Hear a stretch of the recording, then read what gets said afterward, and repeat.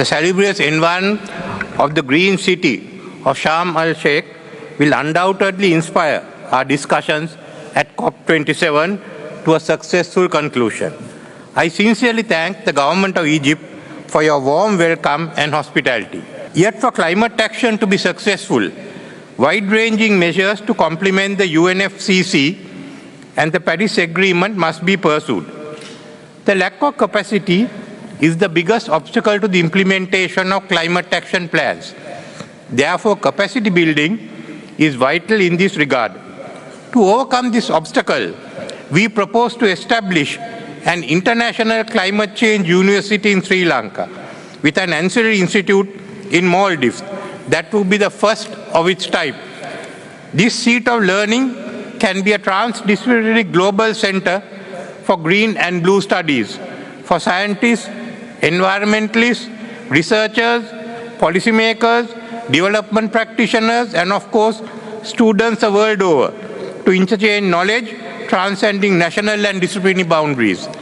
The envisaged Climate Change University will offer both short-term courses and postgraduate academic awards to build capabilities on the mitigating and adapting to climate change. The university will also expedite the skills of the new generations to deliver the political, economic, social, cultural, and digital transformation required to prevent a 1.5 centigrade world.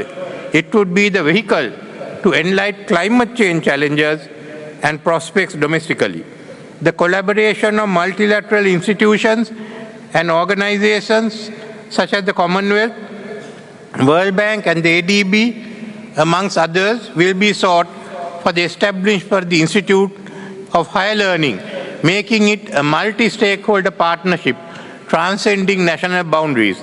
It's my hope that Sri Lanka's proposal will receive extensive support and endorsement from the international community.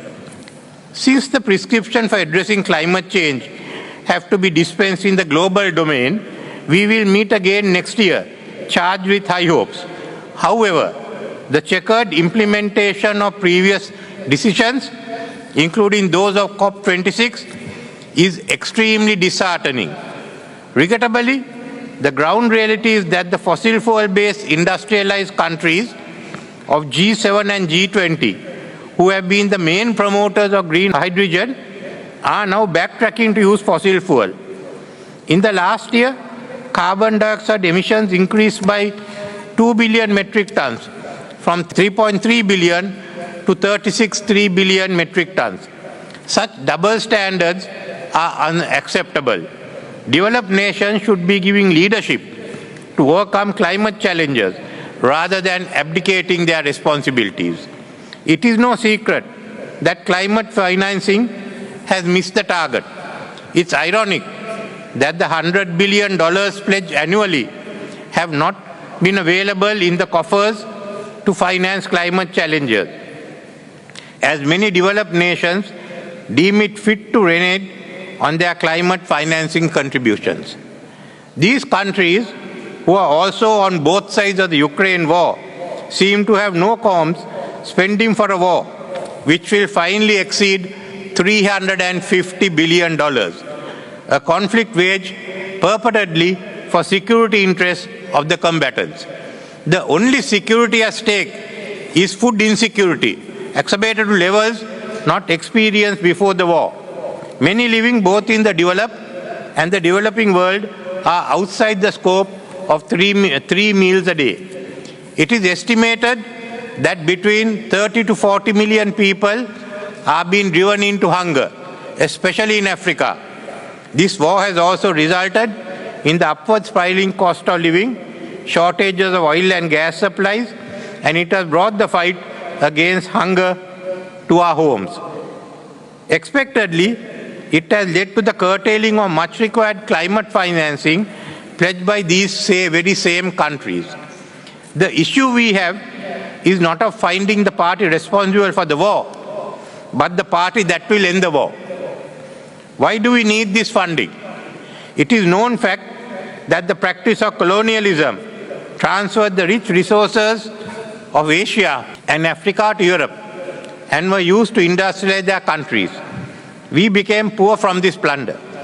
This unbridled industrialization of the developed economies is also the root cause of climate change, the consequence of which we, the poor countries, are forced to suffer. Our problems are augmented due to the absence of adequate funding.